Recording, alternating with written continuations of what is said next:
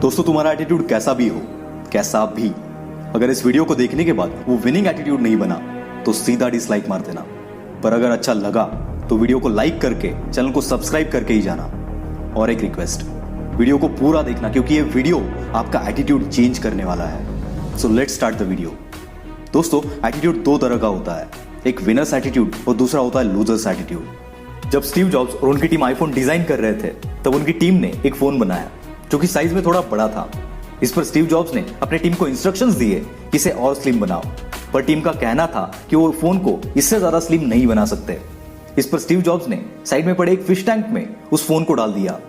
Fish tank में phone को डालने के बाद उससे कुछ बबल्स बाहर आए और फिर स्टीव जॉब्स ने अपनी टीम से कहा, अगर इस फोन में हवा के लिए जगह है तो इसका मतलब है हम इसे और स्लिम बना सकते हैं।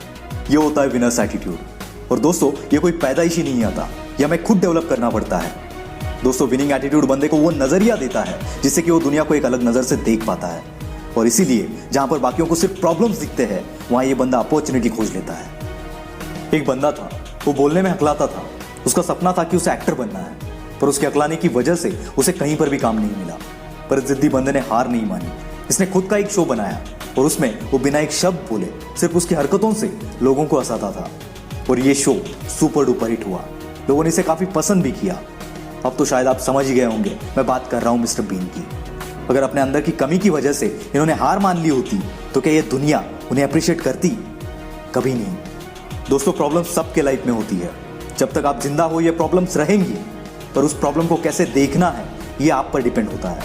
इसलिए सिचुएशन कितनी भी खराब हो उसमें अच्छी चीज ढूंढने की कोशिश करो, क्योंकि मेरा एक्सपीरियंस बोलता है कि प्रॉब्लम्स कभी अकेली नहीं आती, वो अपने साथ बहुत सारी अपॉर्चुनिटीज भी लेकर आती है।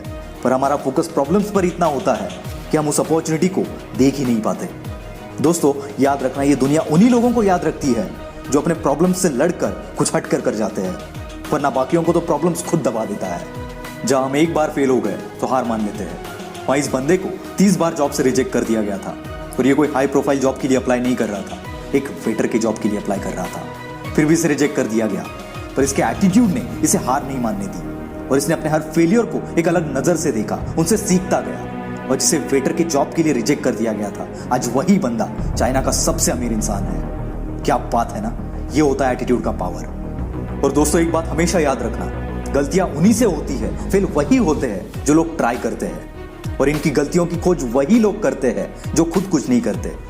इसलिए अपनी सोच, अपना नजरिया, अपना एटीट्यूड इतना पॉजिटिव रखो कि लाइफ में कितनी भी बड़ी प्रॉब्लम आने दो, आप उससे भी भिड़ जाओगे। अपने एटीट्यूड को पहाड़ जैसा बनाओ जिसे कि कोई बवंडर भी हिला ना सके। और फेलियर को एक्सेप्ट करना सीखो। फेल सब होते हैं, जो भी बंदा आज कामयाब है वो कभी ना कभी फेल हुआ था। माइक्रोसॉफ्ट जैसी $multi-billion की कंपनी बनाने वाले बिल गेट्स भी ट्रैप और डेटा नाम की कंपनीज में फेल हो चुके हैं। अमेरिका के 16th president Abraham Lincoln president बनने से पहले 12 बार इलेक्शन हार चुके थे। अगर इन लोगों ने पहले 1-2 अटेम्प्ट्स में ही हार मान ली होती तो शायद ही आज मैं आपको इनके बारे में बता पाता। इसलिए फेलियर से डरो मत, उनसे सीखो। दोस्तों आप शॉक हो जाओगे, 90% लोग फेल होने के डर से कुछ नया ट्राई तक नहीं करते। इसलिए फेलियर को देखने का अपना नजरिया बदलो। फेल होना कोई बुरी बात नहीं है। हमेशा याद रखना, आप अपने सक्सेस से ज्यादा फेलियर से सीखते हो। और ये 90% लोग वही घिसी पिटी लाइफ जीते हैं। पर जो बाकी के 10% लोग होते हैं ना, ये कुछ हटके सोचते हैं और फेलियर से लड़के कामयाबी के लिए ट्राई भी करते हैं। और ये वही लोग हैं जो हमेशा भीड़ की वजह बनते हैं, भीड़ का हिस्सा नहीं। अब ये आपको डिसाइड करना है कि आपको 90% लोगों में शामिल होना है या फिर उन 10% लोगों में। दोस्तों इस वीडियो का एंड हम एक बहुत ही अच्छी स्टोरी से करेंगे। एक गांव में एक बंदा रहता था जो कि बहुत शराब पीता था। उसके 2 बेटे थे जो रोज उसे इस हालत में देखते थे।